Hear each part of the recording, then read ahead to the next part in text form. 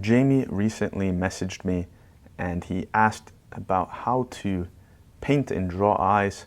He wanted to know how to simplify eyes, how to get them more symmetrical, and basically just some kind of pointers, I guess, because he said he struggles with painting or drawing eyes, as we all do. It's very difficult. So I want to talk about the general topic here, and in the future I will get more in depth about how to actually do these things in a particular setting. How do you draw, paint, how do you approach the eyes when they're at different angles, that kind of thing. But right now I just want to focus on this overview. How do you get the structure? What's the most important thing to be looking for? And what can we find in Masterworks? So the first thing I want to start with is just looking at paintings by Odd Nerdrum. Of course, I think he is a fantastic painter. I think he's the greatest to ever live, and he just has a really, really smart approach to painting in general that just makes the paintings feel alive. So some of these intricacies that he's able to embed into his paintings, you just can't grasp on the first time looking at it. It's kind of like a pattern you have to start to recognize. And one of these patterns that I've noticed, and that was also pointed out in some ways to me, is that his eyes are actually almost never the same. So that's a really funny point here. It's kind of a runaround, like, hey, how do you make the eyes symmetrical? Don't even try. Just please don't try. So what do I mean? Basically, you should focus on the general forms. Even once you start to get into more of those detailed components of the eye, you shouldn't be too concerned about the details. You need to focus on a certain solidity and a generalized sense of the form in order to really make it feel real. So this is a painting by Nerdrum, which obviously it's in progress. You can see some of the background's not even filled in, but I think this is just such a beautiful example of an eye for us to look at. Look at the skull here. This is just fantastic. Do you see this? Do you see what's going on here? So when I'm always talking about find the skull, you gotta get that structure under there first, and you gotta start building your layers on top of a solid structure. This is exactly what I'm talking about.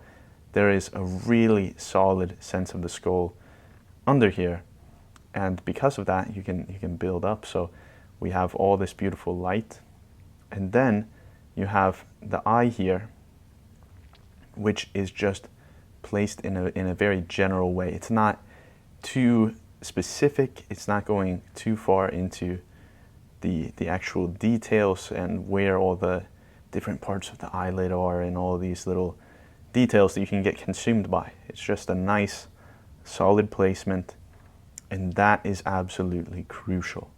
You're never going to be able to make a painting that feels alive. You're never going to get a solid portrait if you can't get these basic foundations in place.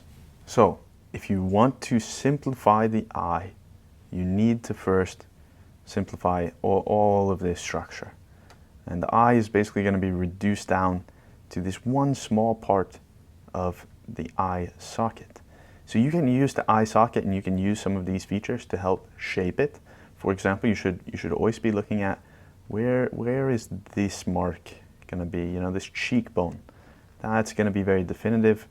That's going to help to give a lot of form to the face. Same with the cheek and some of the shadow that's coming under here.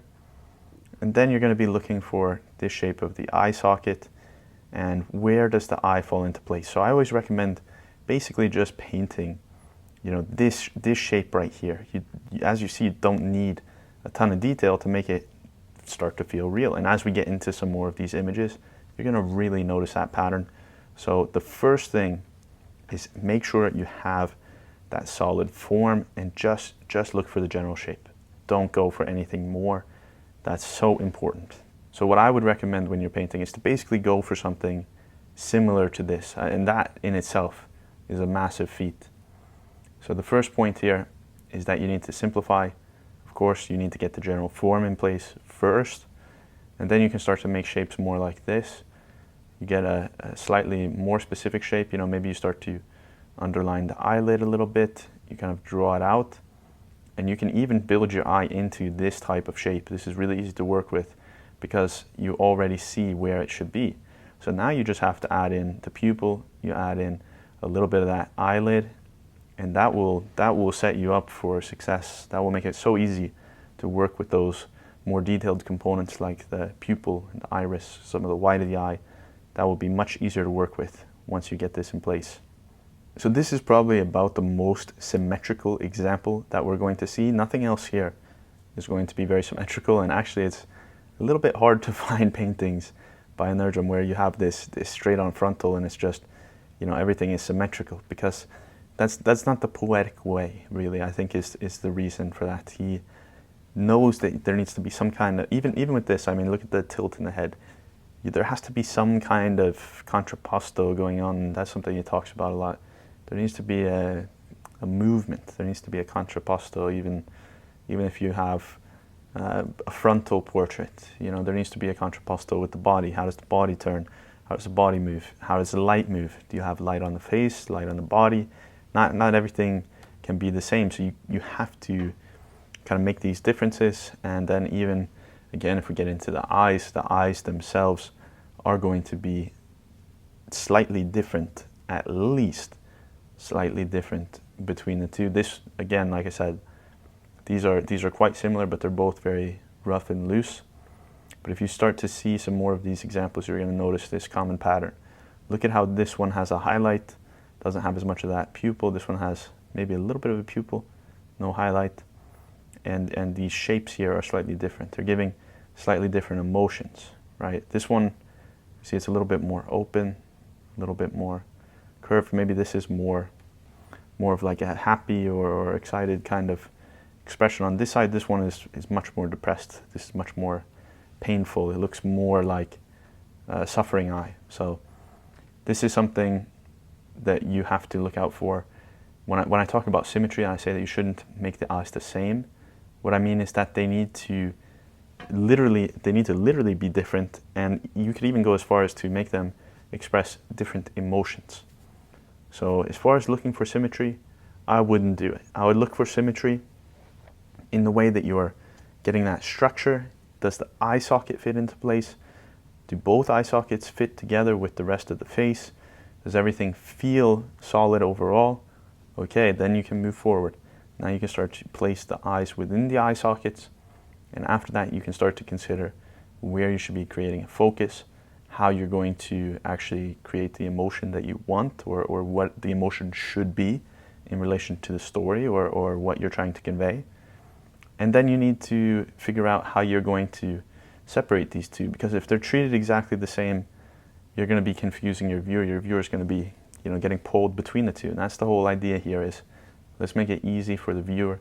Let's give them something to actually focus on and not have this indiscriminate treatment of the eyes. You need to choose one. This is Sisyphus. So he is rolling that rock up the hill eternally. And look at where are the eyes? Come on, guys, where are the eyes? Where are they? It's not there. That's fantastic. Oh. And if you start to look, it's like sometimes you feel it, sometimes you see it. It's like right here you can kind of see this pupil and iris, and if you zoom out, then you start to see it. But there's a moving, and that's what's so great about leaving it like this, without going really into those sharp details. You get a liveliness. It gets to have air. It gets to feel like it could start to move, or like there's more than one thing going on. If you look at it for a while, you might start to see different expressions and different things going on. So that's the real benefit here, to having that openness and to having some of this loose, blurry effect with just getting a solid structure and letting the rest kind of take care of itself. I hope this helps to give you a better understanding of what I'm thinking about in terms of form and structure. I also hope this will, you know, kind of change the way you think about painting and approaching these general things. This is why it's always better to be bold and confident and to really just to put it down solid instead of going, you know, super specific. This will always beat it out, because you get this general feeling that is so great. If you have any questions, if you need anything at all, feel free to leave it in the comments or send it to the group chat. And as always, thank you so much for watching, and have a great rest of your day.